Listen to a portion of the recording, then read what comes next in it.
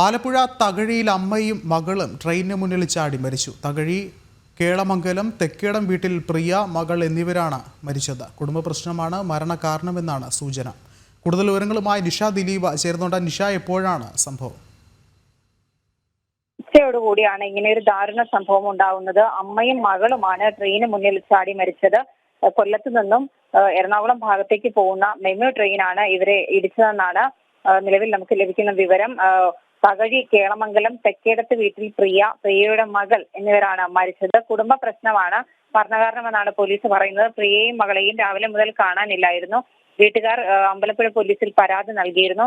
ഇവരെ പോലീസിന്റെ അന്വേഷണം നടക്കുന്നതിനിടെയാണ് അമ്മയെയും മകളെയും തകഴി ഭാഗത്ത് റെയിൽവേ ട്രാക്കിൽ മരിച്ച നിലയിൽ കണ്ടെത്തിയത്. വിഷ്ണു. ശരി, നിഷ ദിലീപാണ് വിശദമായ റിപ്പോർട്ടുകൾ നൽകിയത്.